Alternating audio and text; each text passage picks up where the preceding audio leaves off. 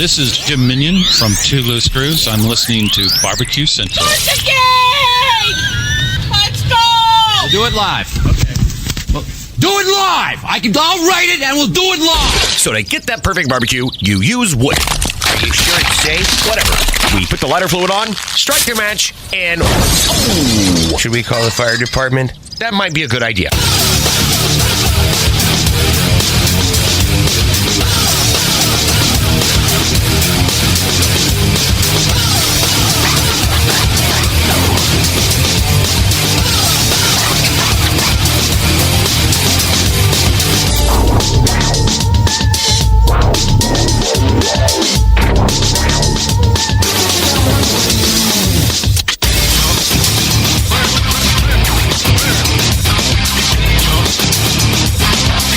Good evening and welcome to the Really Big Barbecue Central Show. This is the show that talks about all things important in the world of barbecue and grilling.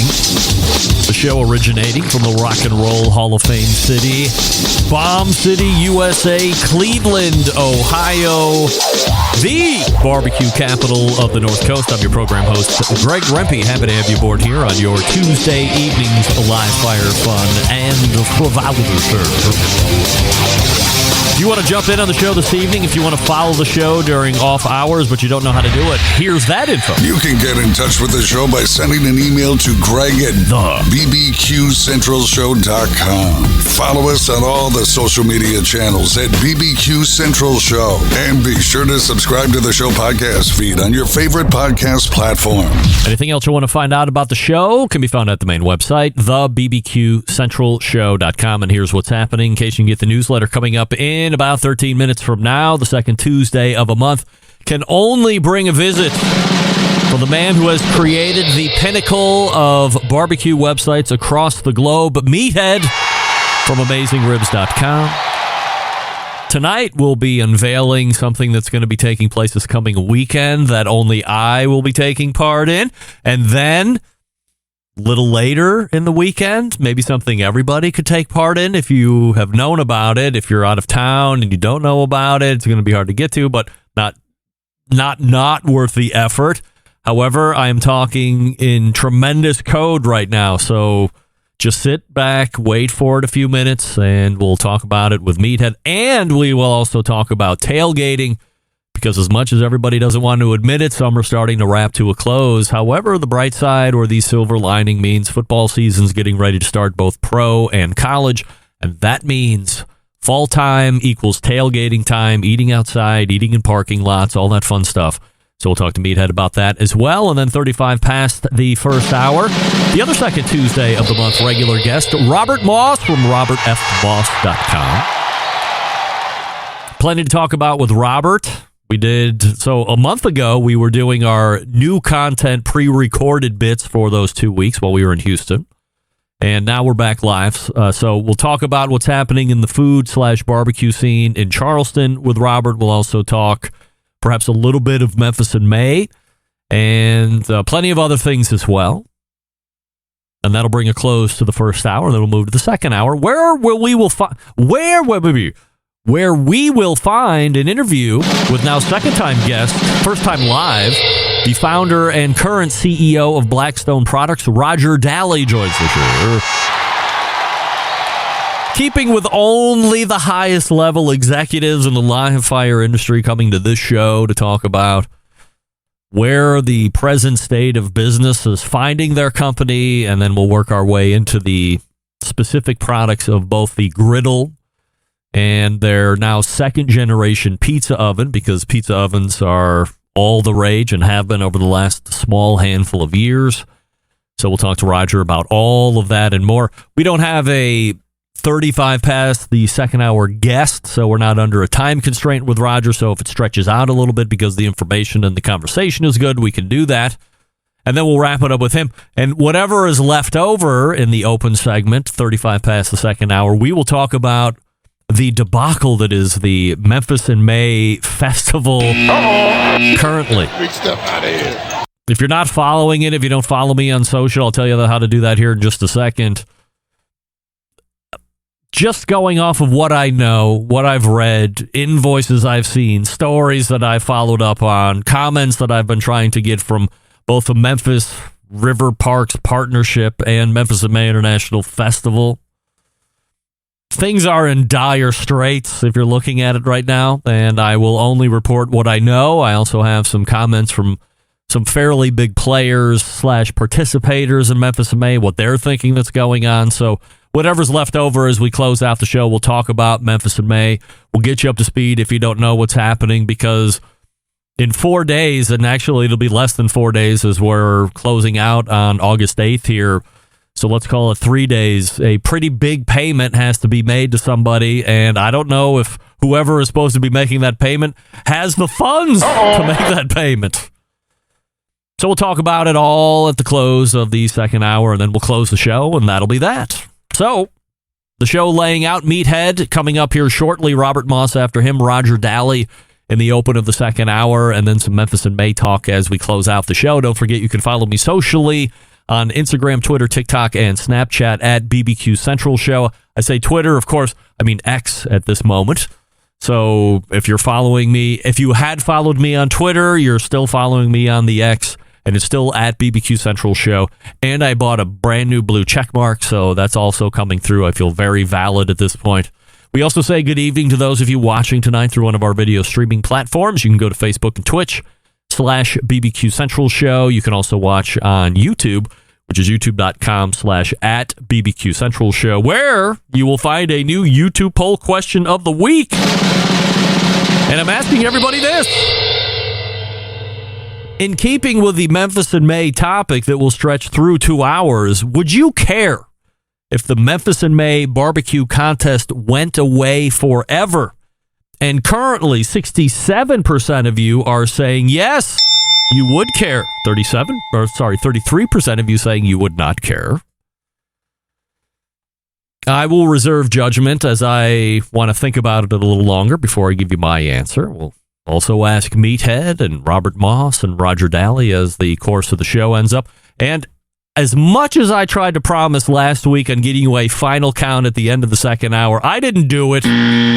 Once again, I will try and make this promise to you that at the end of the show, I'll let you know where the percentages are, but there's a very good chance that I'm not going to do it. So if you're one of those folks in YouTube and you just like to stay through the whole show right towards the end, as you feel me starting to wrap up, kick up a instant message there telling me to give you the final count on the poll, and that way we can see what's happening. Now, currently, 75% of you are saying, yes, you would care if Memphis in May's barbecue event went away forever. So let's start here tonight. And we look back at last week. As shows go, I would say overall, last Tuesday's show might contend for best overall show, not just for 2023. It's probably a lock unless something comes out of the woods here before the year closes. But in the history of the BBQ Central Show, we had a real-life food celebrity on last week. We had a real-life barbecue celebrity on last week. We had a real-life YouTube and Emmy award-winning cook celebrity on last week. And we also had two dudes looking to make a name for themselves by starting a griddle contest series. On their own, spread out over various shows. These singular interviews make whichever show they would end up on great. However, having them all together in a 2-hour period as we did last week, all I can say is wow. In fact, I think Doug Scheiding, our Texas embedded correspondent, said it best when he said it was a powerhouse show. Agreed.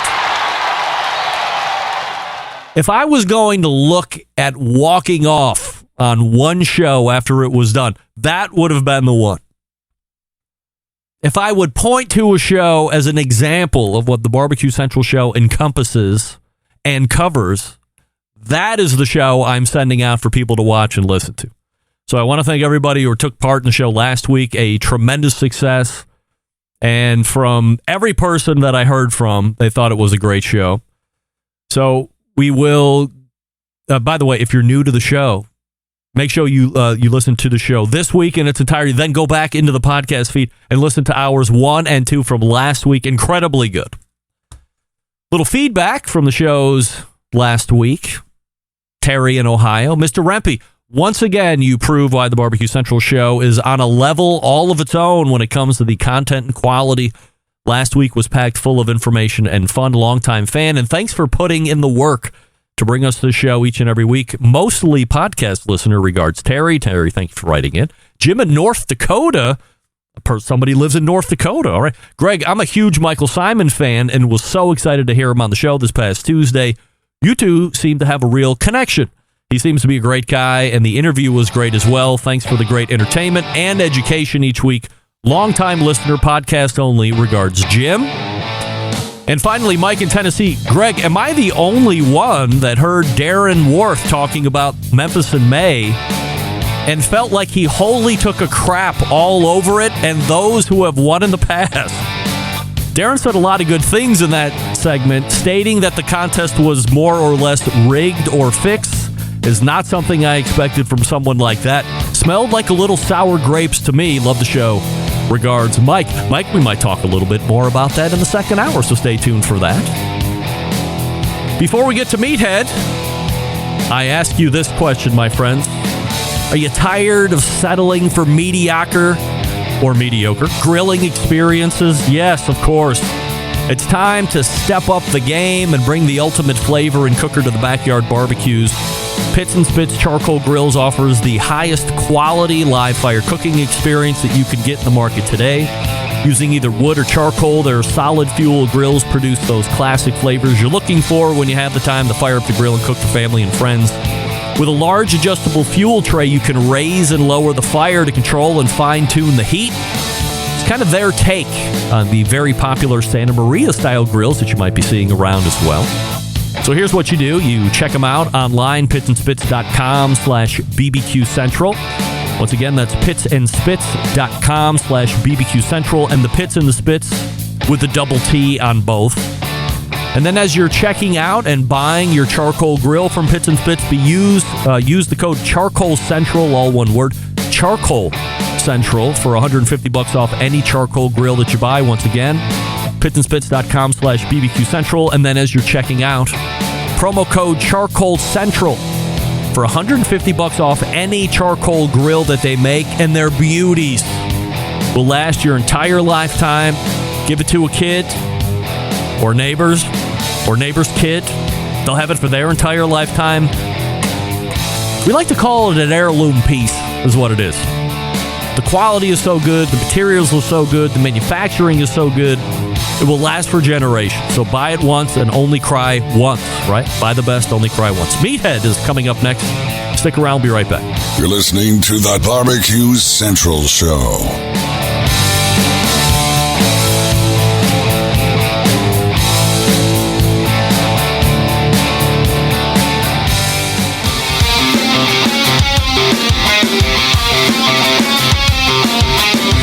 Broadcasting live from the Barbecue Central Show studios in Cleveland, Ohio.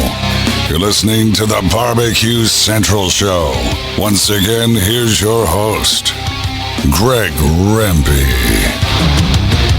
This portion of the show being brought to you by cookinpellets.com, your number one source for quality wood pellets for all your pellet-driven cookers. Visit cookinpellets.com for more information. And if you're ready to purchase, go to Amazon.com, go to Lowe's.com, go to Walmart.com.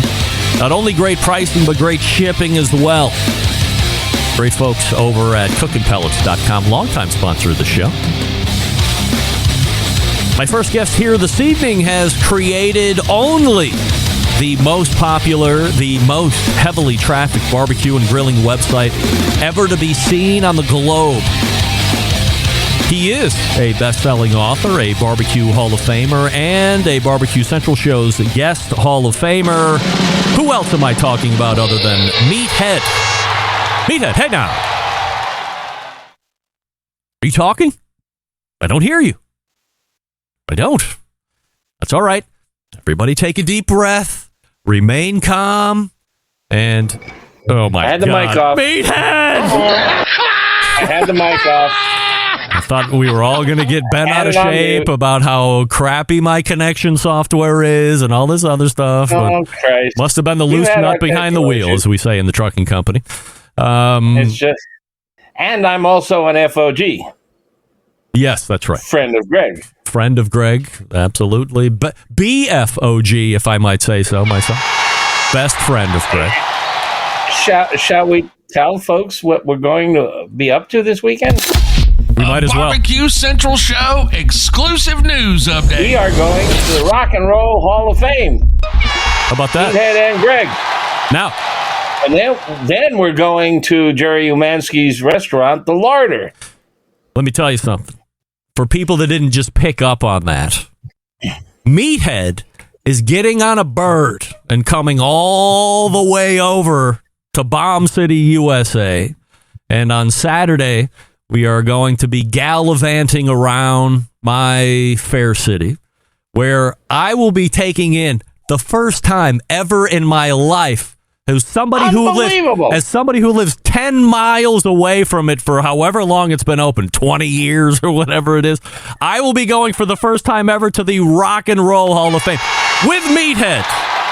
And you introduce your show as from the Rock and Roll Hall of Fame city. Yes. And you've never been. I can't Never. believe it. Never.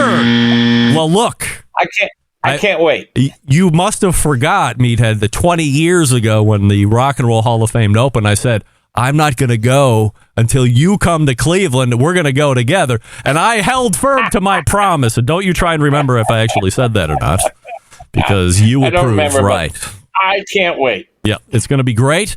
And as you had mentioned, the secondary portion of that is we're going to be going to Larder Delicatessen down there in Hingetown on West 29th, where evidently there's a budding love affair between Jeremy Umansky and Meathead.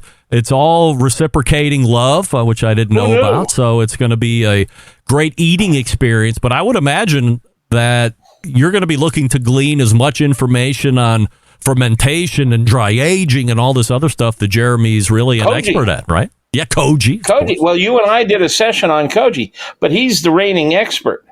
And I want to learn more because Koji is really interesting stuff. I can't wait for Saturday to get here and see. Now, in my defense, as far as the Rock and Roll Hall of Fame is concerned, because I know I'm going to get an onslaught of emails. Yes, as an onslaught of emails. When it opened, I remember asking people, because people were coming in. You know, I'm a big music guy. I like all types and genres of music. Big fan.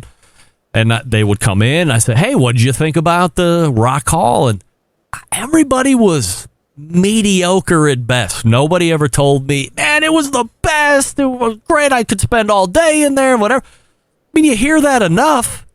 And I'm like, well, I guess if I get there, I'll get there. But it just never seemed to boil up. Good, Greg.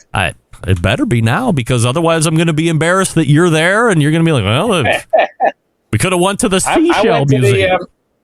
Went to the Country Western Hall of Fame in Nashville and loved it. Huh? And now I'm going to go to the Rock and Roll Hall of Fame and I'm going to love it. And you know what? If it's a dog, I'm going to just have fun hanging out with you. As I look back, Meathead, and count how many times I have hung out with folks on this show, I think it's safe to say, and by a wide margin, you are the person I have seen and hung out with the most in person ever as it relates to the show. Multiple times. And you've survived? Yes, every single time, and had a dandy time each time. One more fun than the next. We have crossed paths. Yes. So outside of this coming weekend, which we're very excited about, last week, Meathead, I don't know if you knew about it or not, but I have this guy, Michael Simon, on. I know about it now. He's from Cleveland. And just in passing, as we were wrapping up the interview, I said, hey, what's your favorite cookbook? And he did give out the standard, well, you know, mine is pretty good. But then when he came down to brass tacks, he said, Meathead's book is one of my favorites, and really went on to give a blushing review of it and why he liked it and why he tells people about it. And I have to imagine, if you didn't know about it, I'm telling you now, but that's got to make you feel pretty good, right? I listened. Well, first of all, I'm a fan of Michael Simon. Who is? And you. And I listened to the broadcast. I didn't listen live, but I listened the next day. And I fell out of my chair when you asked the question and he gave that answer. I was just thrilled. When the Iron Chef says my book is his favorite barbecue book, I mean, it doesn't get better than that. Do you see potentially an uptick in sales? Do you see an extra $20-$30 in the royalty check? I don't. I've been on national TV live.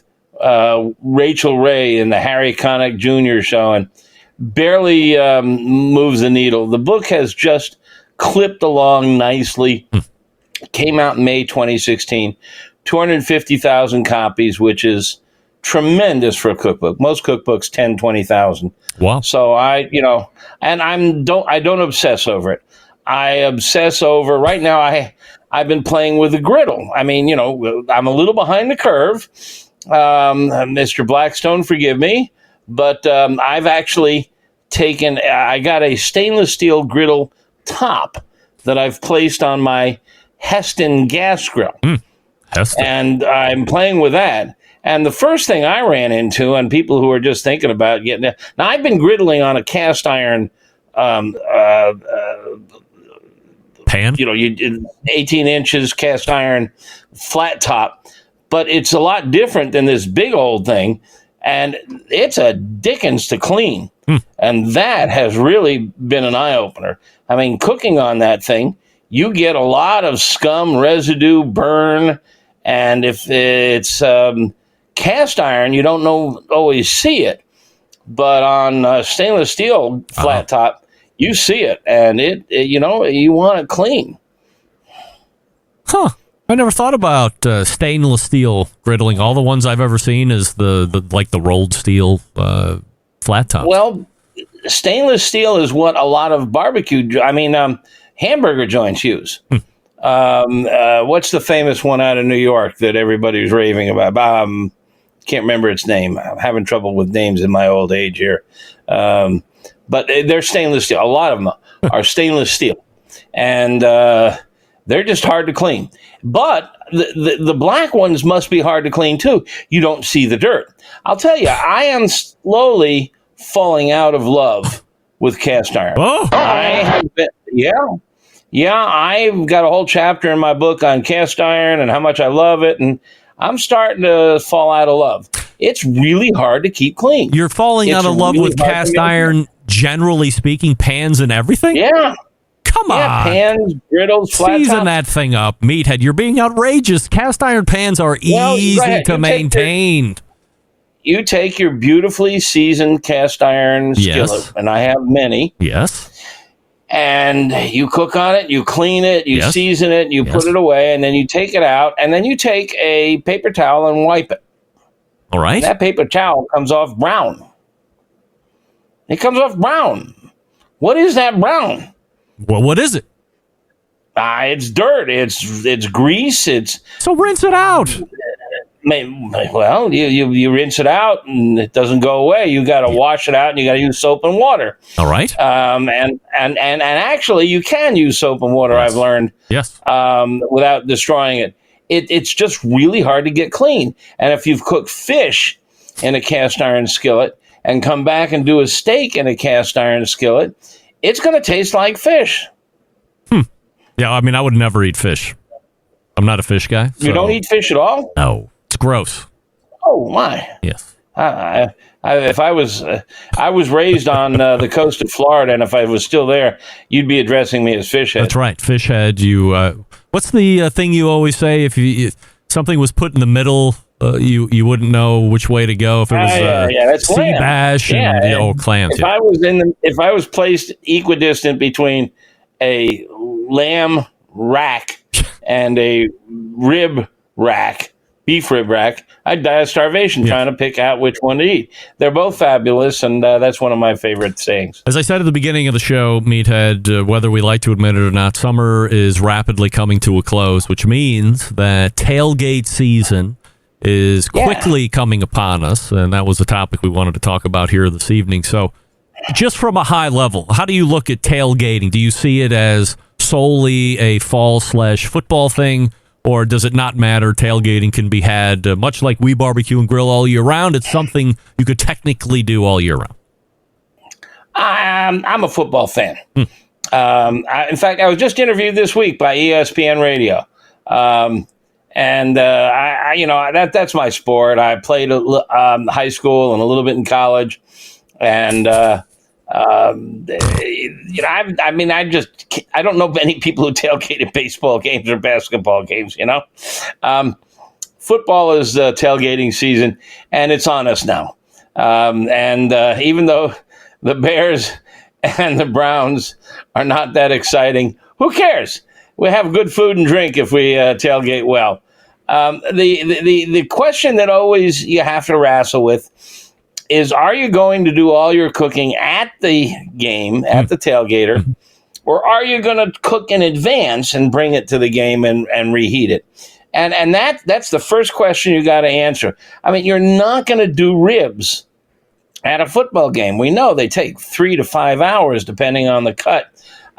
You just don't have that time. Now, I do like to go early, and I think that makes a lot of sense. You get a good parking space, and I like to cook breakfast. I like to get the flat top out and do some scrambled eggs and some sausages and stuff.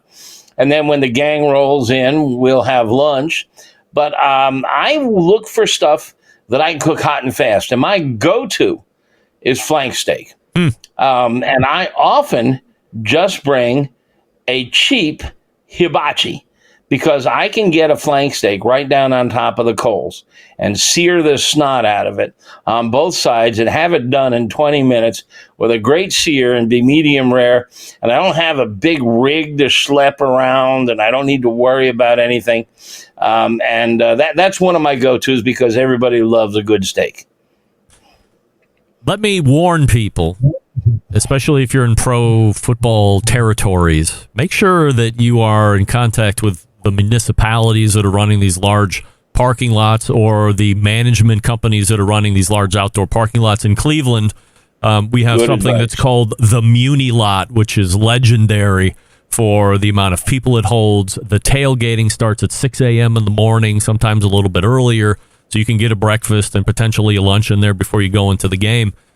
But for the last couple of years, they have started to make incredible restrictions on what you're allowed to bring into the tailgate area or the parking lot area. So you can't just show up with all your grills or your smokers. I mean, they have to be conforming to a lot of new safety rules and regulations. So I would say this season, know the rules. Don't just show up willy-nilly, because you might not be allowed to bring it in, because that's the case here in what many would consider to be one of the great tailgating meccas of the world, Cleveland, Ohio. Really? Yes. And because we all know Weber kettles have a tendency to explode and kill everybody within 30 yards. That's right. I knew it. I mean, come on.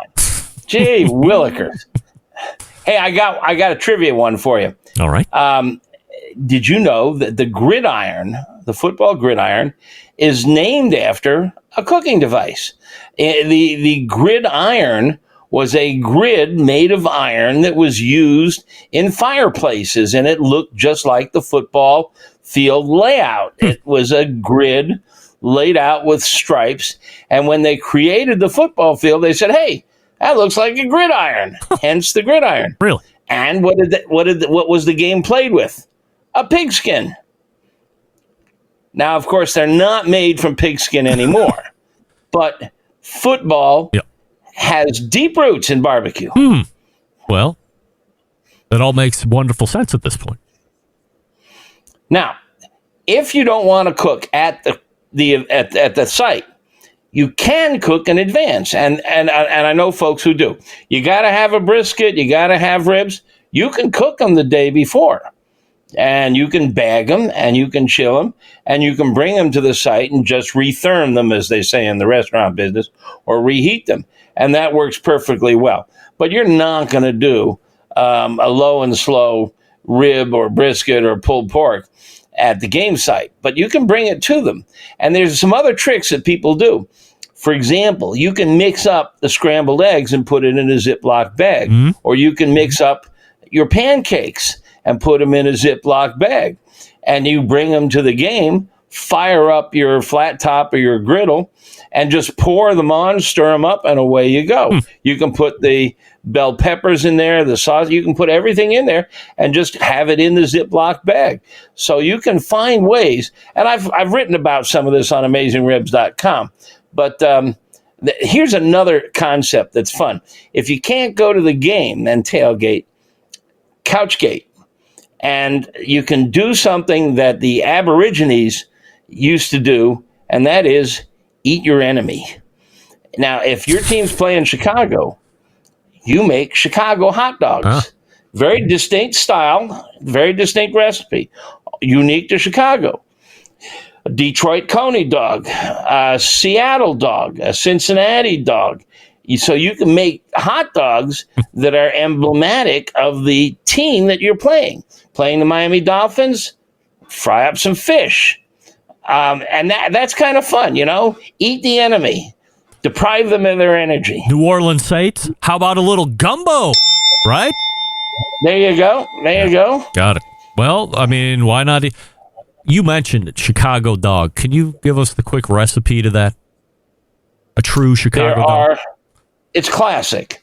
And every hot dog stand in Chicago, and there are more hot dog stands than there are hamburger stands in Chicago, serves it pretty much exactly the same way.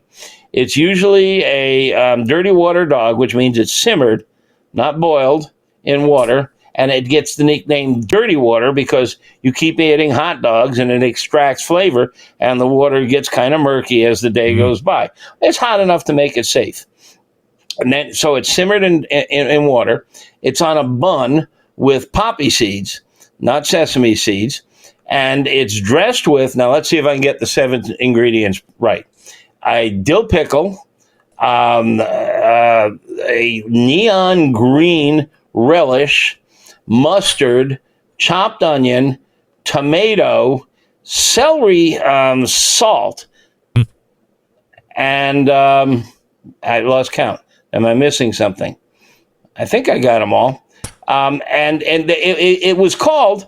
It was developed during the Prohibition, the Great Recession in the 1920s, when the workers would take a break, and it was the hot dog that was dragged through the garden. It had everything. It had vegetables on it, so it was a hot dog with vegetables. What's with the neon green relish? Is it just color-wise? Yeah. It's a food coloring, and it's meant to brighten it, and it turns it bright green. It's actually a blue dye, and it's just standard, and it's all over town. Oh, I forgot. There's a hot pepper. They're called sport peppers. It's a particular breed of pepper. It's a small one, about an inch long, and it's pickled, and that's on there also. Are you a fan of Chicago dogs? I am, but I got to tell you, I just love hot dogs. I'll eat it naked. I mean, the hot dog's naked, not me.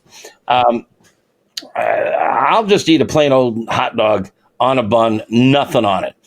If I have some options, I love onions on it and some mustard. I love the Chicago dog, but I also love the New York dog, the Coney Island dog, which has a simmered onions,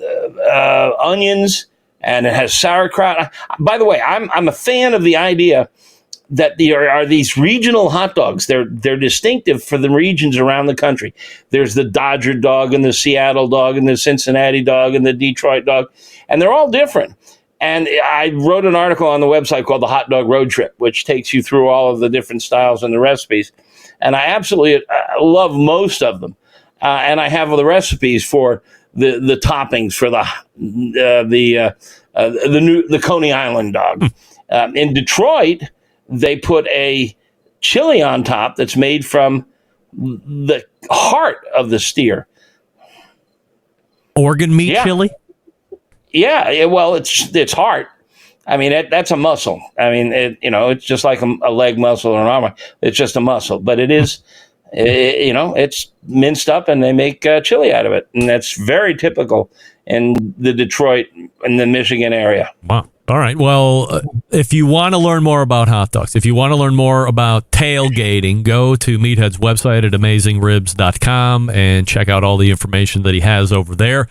if you are in Cleveland this coming weekend, and on Saturday you're going to be near the Rock and Roll Hall of Fame around 11 o'clock in the morning, you might get a chance to oogle at both Meathead and I at the very same time. What are the chances of that ever happening again that you have access to? And if you miss that, you can check us out at Larder Delicatessen at around 3:30 p.m. Saturday, where we're going to be eating and talking with Jeremy Umansky. Meathead, can't wait to see you on Saturday, and we will talk to you again on this show in September. I can't wait. It's Meathead, right there. As Bart Scott once said, can't wait. It's going to be a hot time in the Rock and Roll Hall of Fame city come Saturday. We're going to be checking out the Rock and Roll Hall of Fame. We're going to be going down to eat some good food down at Larder. It's going to be great. And then, oh, by the way, Meathead is actually teaching a class or doing a cooking demo on Sunday out in Milan, Ohio, which is west and then like south of Sandusky. Not very populated. So if you want to see Meathead cook, go out to Milan, Ohio, or Google where's Meathead cooking on Sunday. I'm sure that'll turn something up, of course. Robert Moss is ready to go, and before we talk to him, I'll talk to you about Primo cookers. What do we love about ceramic cookers? We love that they're fuel efficient. We love that you can achieve low and slow temperatures for traditional barbecue meats. And we love that you can get rip-roaring hot for the high temperature of grilling of steaks and other thin cuts. But what's missing in the everyday lineup of ceramic cookers? The real ability to do true two-zone cooking. Two-zone cooking is very important to both professional and backyard cooks alike. It's the best way to manage a fire and cook with confidence. However, getting a two-zone fire in a round ceramic cooker isn't very realistic. Why? Because it's round. Primo Grill has a game-changing oval design and allows you to execute that two-zone setup that you desire. And as someone who is cooking on his Primo more and more each week that passes, I gotta tell you, like I said the first time, I gotta tell you, it's like I'm falling back in love with the old ways of how I came up in this whole industry. Weber Smoky Mountain, learning how to build the fire through charcoal, doing the minion method, bringing up the temperature, vent adjustments. In the beginning days, that was all very nerve-wracking, but now much more wise, a grizzled vet, as they say. So I can make those damper adjustments and wait it out, make sure that everything locks in. And, of course, once those ceramics get hot, that thing is a fuel miser. Check one out today at a dealer near you. Find that dealer by going to primogrill.com. That's primogrill.com. And then locate the dealer, go in, check out all the ovals, and buy the one that fits best for your needs. We're back with Robert Moss right after this. Stick around. We'll be right back. You're listening to the Barbecue Central Show.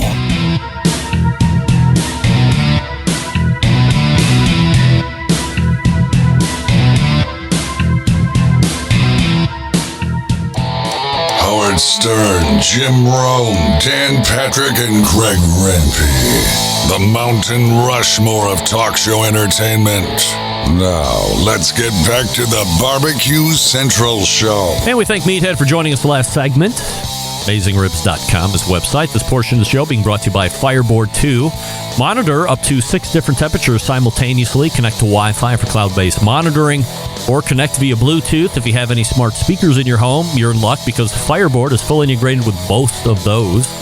Fireboard.com is the place to go to buy, or call and ask questions at 816-945-2232. And don't forget about that Fireboard Spark, a both instant read meat thermometer and one-channel Fireboard. You got to love it. My next guest is the contributing barbecue editor to Southern Living Magazine, accomplished author, restaurant critic, and podcast host. Of course, it's Robert Moss, and we are happy to have him back. Robert, before we get going here this evening on a number of different topics, let's go to the YouTube poll question of the week, where I am asking everybody this question. Would you care if the Memphis in May barbecue contest went away forever, yes or no? Yes, I absolutely would care. All right, good. And I have to just clarify that question. You could care either way, right? Some people could be, if you didn't care, it wouldn't bother you one way or another, but you could care and be happy, or you could care and be sad, and I'd be very upset to see it go. Yes, you would be upset if it went away. I have a feeling there are some people who care and would be very happy if it went away. Yes, I believe that rhymes with Memphis Recreation Parks Provocative or whatever the name is, but we might talk about that here in a second. 64% of voters, so down 11% since Meathead got going, is saying that they would also be disappointed if the barbecue contest of Memphis in May was taken away from us. Let's go ahead and hit on it a little bit. I mean, are you familiar with what's happening currently and where the state of this whole thing sits here in the next 72 hours? Well, I'm definitely familiar with what's happening in terms of all the stuff that's been in the news. That's sort of public knowledge. I don't have any great inside knowledge talking to people inside Memphis in May or the whatever it's called, Memphis River Parks Partnership, yes. MRPP, which is an interesting organization. It's sort of, they run the parks, including Tom Lee Park, which is where Memphis in May is held. So I know all about that. I've seen what's publicly available, including the rather eye-popping damage fee invoice that was delivered to Memphis in May just a few days ago, and have seen a lot of the feedback on social media from particularly a lot of the Memphis in May participants as well. So up to date on that part of it. I'd love to be inside some of the rooms where the real discussions are going on, because I'm sure there's more to it than is hit the news. Do you know anybody at Memphis in May International Festival? Do you have contacts? No, there? I sure don't. That's one I've just not really been involved in. Other than I've known about it because it's such a important festival. Not only one of the four majors, but historically, it's it was one of the first really large scale barbecue festivals in the country. It really sort of pioneered that field, and it's a Memphis institution. So I know it very well, but from sort of the reputation, et cetera, but not from the anybody who's actually organizing it. As I was going through, I'm going to end the show with a big talk up of what I've been able to find, who I've been able to talk to, who is not answering, who is answering, as far as my questions for information and trying to figure out what next steps are, because we're under a pretty big time crunch here on August 12th. But it seems in the past, especially from some of the recent both news video clips that I've seen, some of the other articles that I've read, that there have been damages to the tunes of like $50,000, $60,000, $70,000, but not a gross number of 1.4. And then after you back out all of the deposits put in by the city and Memphis in May and whoever else had the other part of that, you come to a net bill of $675,000 in loose change. I mean, that's a pretty significant increase to what I guess has been normally set to be $50,000-$60,000. Oh yeah, I mean it's more than tenfold. It's like 10-20 fold what is sort of been historically the case. And you can go into the details and you'll see, if you get into the invoice pretty quickly, that the more than half of that is from damage to asphalt and concrete walkways. They're essentially, from what I can tell, it looks like they have to like basically repave and replace a lot of the cement. And so it's major infrastructure changes. And then the rest of it, the other sort of big piece of it is what you might call various groundkeeping things, the turf, flower beds, basically redoing all of that. So it's just a gigantic number. And, I first saw it, I was like, what did what did those barbecue guys do to that place? But then I've dug into it more, went back and read up. This really goes back about 5 years, and you could almost really see it coming. Hindsight's 20/20, but as you watch the discussions since the Memphis River Parks Partnership took its new name. It used to be called something more like just the River Park Association or something. 2018, they decided to rebrand. They got a new CEO in. It's unusual because that organization is a nonprofit, 501c3 nonprofit that manages 5 parks and some other things, and gets paid by the city of Memphis to do that, which is an unusual kind of arrangement. Not totally unusual. There's like the Central Park Conservancy in New York operates under a similar model. But in 2018, when they outgoing CEO, longtime CEO left, they hired a new CEO. She really turned the entire revenue model upside down. They used to get the vast majority of their funding from the city, from fees to run the parks. And the bulk was from a contract with the city, and the rest came from fees that people paid to use the park primarily. There's something about $400,000 in donations, contributions, supported it. That flipped around very quickly, so that it quickly became a nonprofit supported by contributions. $27 million in contributions, I think, in the fiscal year 2020, and the fees actually went down. So they totally flipped it over to becoming much more of a charitable organization with this mission to rebuild the entire Memphis waterfront. I think they're doing a lot of good work, a lot of interesting things there, but I think ultimately it comes down to just a contrast in vision for the park, and there's just no way what they've ended up building will ever work for a barbecue competition. And when I looked at it, and having laid out some parks and helped stage barbecue festivals, is just not a layout that's going to work. So, having talked with Malcolm Reed for any number of years on the show, first Tuesday every month, and that's his favorite barbecue competition is Memphis in May. It's close to him. It's something that he has an affinity for, a long time going to, always would like to win it. And I said, well, outside of this renovation that had been taking place for the past year and a half, they had to move it off-site in 2022 in Tiger Alley, whatever the hell they call it. Yep. And then it came back to Tom Lee Park here in 2023. But it was more condensed, less teams. And as Malcolm said, now it's like a real-ass park. Before, it was just open and it was on the river, and you could just hang up some tents of barriers here or there and call it gated or roped off into the area that you were going to be in and allow all those teams in. And this is the setting that you had for all those contests since like the mid 80s, early 80s or whenever it was. And now it's just not feasible. Almost like this was the park's way of saying, hey, this is the last one, and we're going to make sure you see why it's the last one with this invoice we're going to get you. Yeah, and I think looking at it, there's just no way that layout would work. Even back in like 2018, 2019, when the designs for the park were coming out, and there was a lot of controversy going back and forth,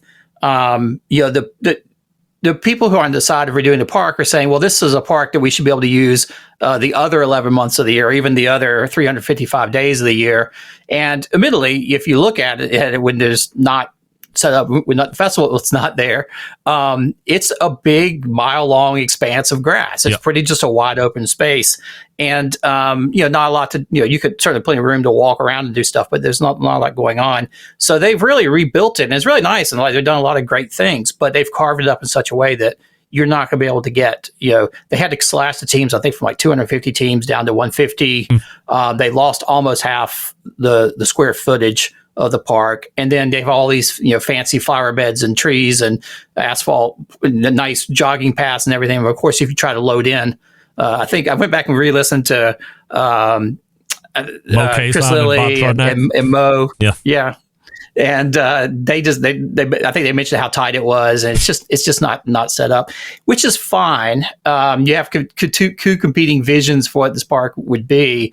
My issue is, if you go back and read, which I just did this week after all the news came out, like at each step of the way, the Memphis River Parks Partnership leadership at every single conference, we're saying we're committed to Memphis in May. The design, we're working with them, we're engaged. We think it's going to be a better place for Memphis as May. It's going to, and so it was clear, if you look at it, it's not going to be a better place for Memphis in May. It's one thing to have the debate to say we would like to have a beautiful park that we can use 365 days a year, and it's going to be a great asset. We'll have all this wonderful programming, versus a venue that can only be used a few times a year.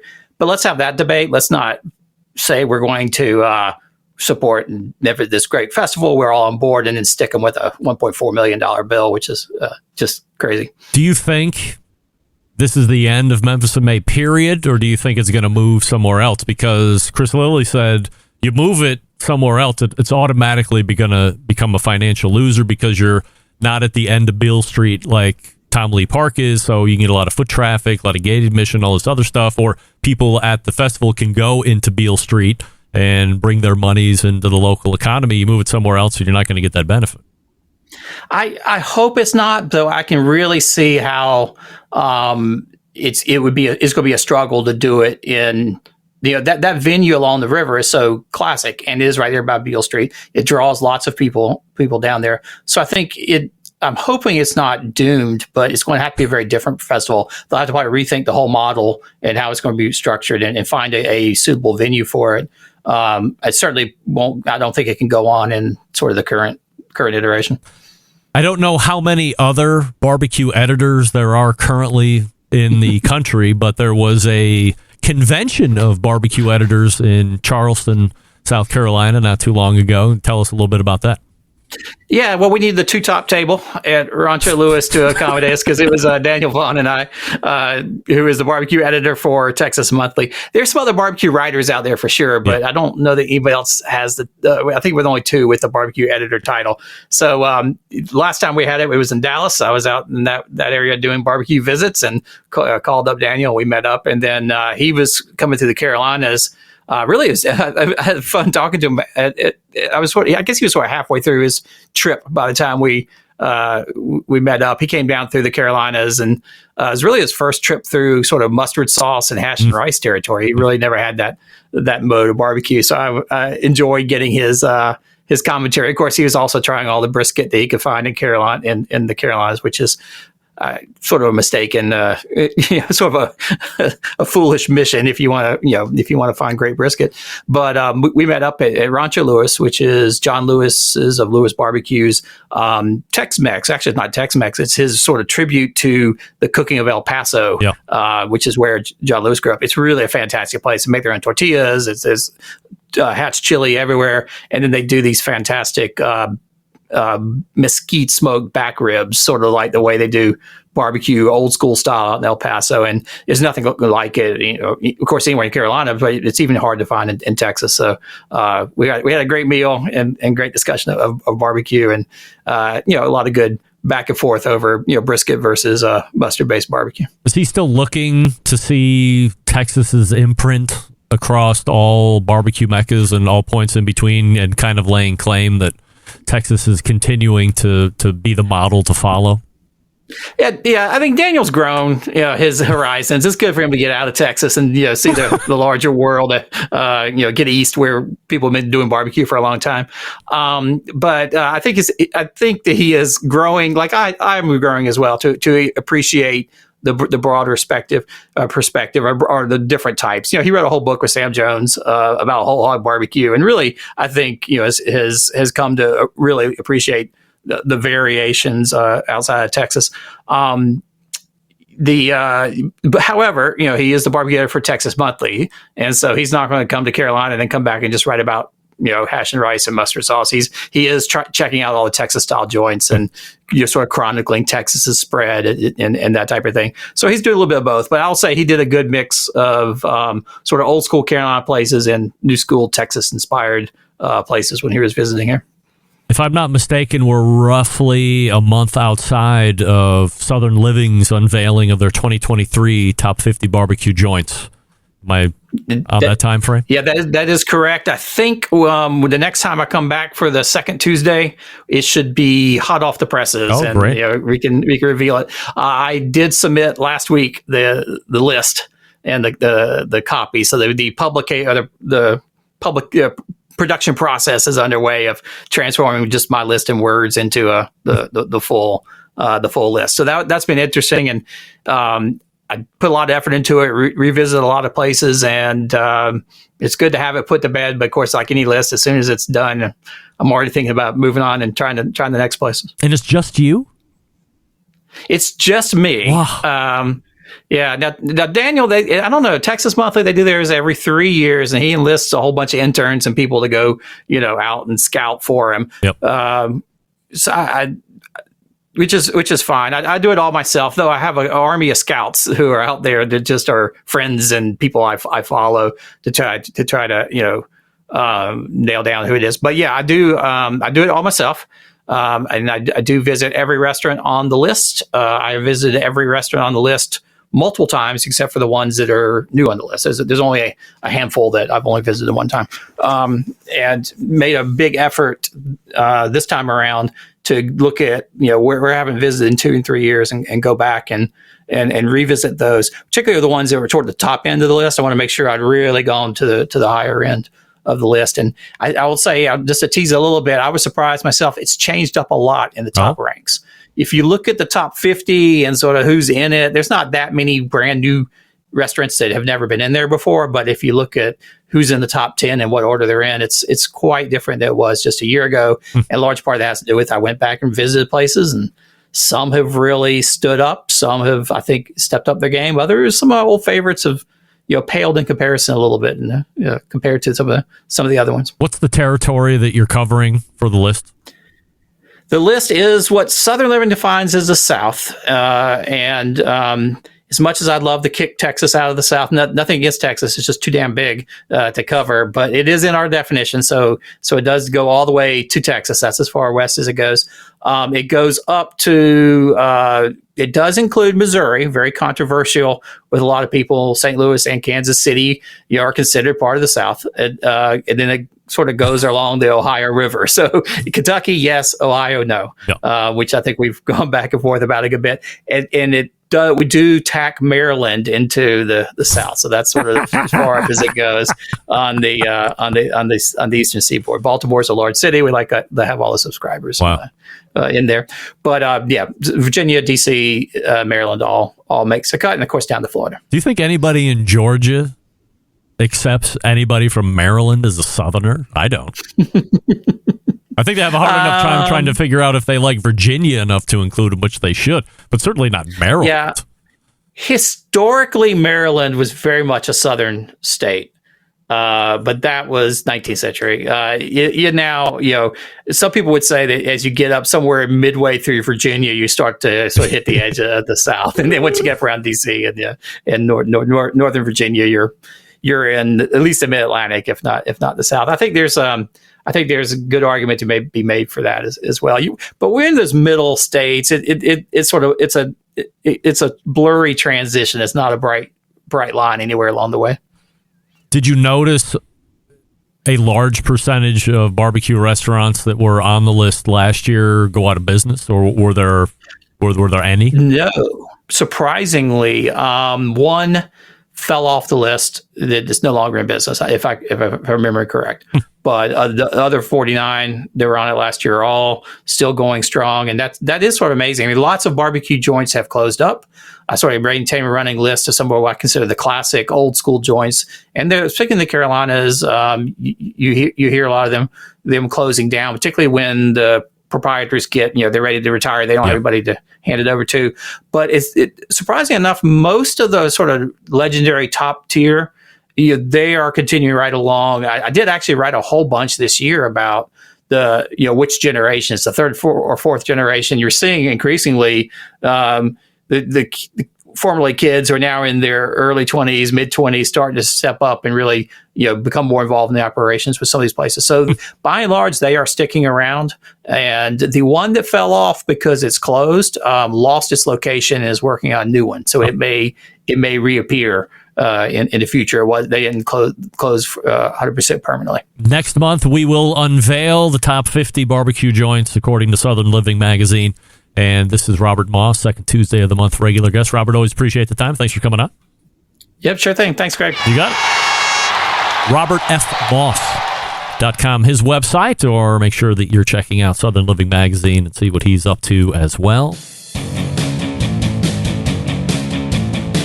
So let's quickly get out of here and wrap up the first hour. Stick around, be right back. Continuing to produce incredibly mediocre content in an exceptionally professional way. You're listening and watching the Barbecue Central Show. Once again, here's your host, Greg Rempe. Oh, we were running out of time, and I wanted to ask him how many of the 50 are brand spanking new, if you're going back and re-looping around the 50 that were on there last year, and is it just a reshuffle of the same 50, or how many new ones are coming in? But we'll find all about that. Hi, can I talk? We're going to find out all about it next month when that Southern Living Top 50 Barbecue Joints is released. And while I have a small issue with Kentucky being part of the South because it is a border state to the Buckeye State here of Ohio, I think I have a bigger issue with Maryland being part of the South. That's bizarre. However, as Robert said, it's a big city in Baltimore. They must have a lot of subscribers in Baltimore for Southern Living Magazine. So, hey, we'll let them into the South. Why not? Okay. We're going to step away, and we'll be here for the second hour. Stick around.